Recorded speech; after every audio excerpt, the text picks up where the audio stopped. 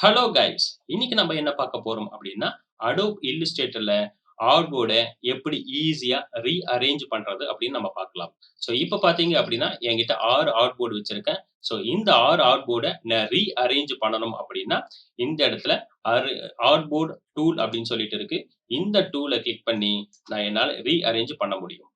So இப்படி ஒண்ணு ஒண்ணா என்னால மேனுவலா ரீஅரேஞ்ச் பண்ண முடியும். ஆனா, இதுக்கு எனக்கு அதிக நேரம் எடுத்துக்கும். ஸோ இத நான் வந்து அவாய்ட் பண்ணணும் அப்படின்னா, இன்னும் ஈஸியா இந்த ரீஅரேஞ்ச் பண்ணணும் அப்படின்னு நினைச்சேன் அப்படின்னா, இப்போதைக்கு நான் இத கண்ட்ரோல் Z குடுத்துக்கிறேன். இப்படி கண்ட்ரோல் Z குடுத்ததுக்கு அப்புறம், இந்த இடத்துல விண்டோஸ் அப்படின்ற ஒரு மெனுக்கு போங்க.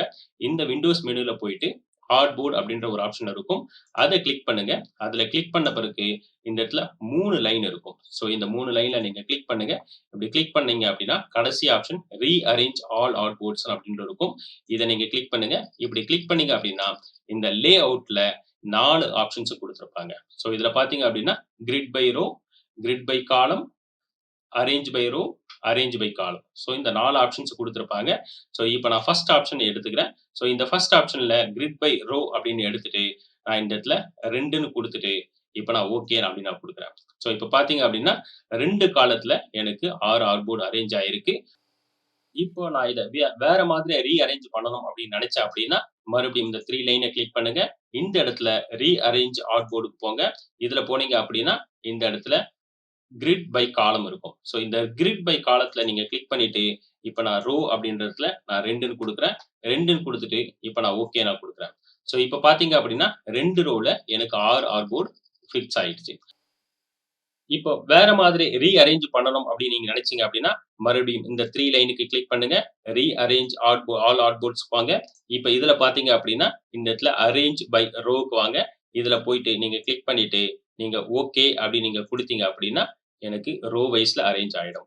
ஸோ இதுக்கப்புறம் வேற மாதிரி இன்னும் காலம் வைஸா நீங்க அரேஞ்ச் பண்ணணும்னு நினைச்சீங்க அப்படின்னா, மறுபடியும் இந்த 3 லைன கிளிக் பண்ணுங்க. ரீஅரேஞ்ச் ஆல் ஆர்ட்புக் போங்க. இந்த இடத்துல காலம் அரேஞ்ச் பை காலம் போங்க. இதுல நீங்க கிளிக் பண்ணிட்டு, நீங்க ஓகே அப்படின்னு நீங்க குடுங்க. இப்படி குடுத்தீங்க அப்படின்னா, ஒரே காலத்துல உங்களுக்கு வந்து 6 ஆர்ட்போர்ட் வந்து அரேஞ்ச் ஆயிடும். இதுல முக்கியமான ஆப்ஷன் ஒண்ணு இருக்கு. என்ன அப்படின்னா, ஆர்ட்போர்டுக்கு ஈவனா என்னால ஸ்பேசிங் குடுக்க முடியும். ஸோ அது எங்க இருக்குன்னு பார்த்தீங்கன்னா, மறுபடியும் அதே ரீஅரேஞ்ச் ஆர்ட்போர்ட் போங்க. ஸோ இதுல போயிட்டு நீங்க கிளிக் பண்ணுங்க. இதுல கிளிக் பண்ணிட்டு, இப்போதைக்கு நான் வந்து அரேஞ்ச் பை ரோ நான் கிளிக் பண்றேன். கிளிக் பண்ணிட்டு, இப்ப நான் இதுக்கு ஸ்பேசிங்க வந்து 4 சென்டிமீட்டர் நான் குடுத்துக்கிறேன். ஸோ 4 சென்டிமீட்டர் நான் குடுத்ததுக்கு அப்புறம் நான் ஓகே அப்படின்னு நான் குடுக்குறேன். எனக்கு ஈவனா 4 சென்டிமீட்டர் ஸ்பேசிங் இருக்கும். கைஸ், இது போல Adobe Illustrator பத்தி பேசிக்ல இருந்து அட்வான்ஸ் வரையும் நீங்க தெரிஞ்சுக்கணும் அப்படின்னு நினைச்சீங்க அப்படின்னா, இந்த சேனல லைக் பண்ணுங்க, ஷேர் பண்ணுங்க, மறக்காம சப்ஸ்கிரைப் பண்ணுங்க.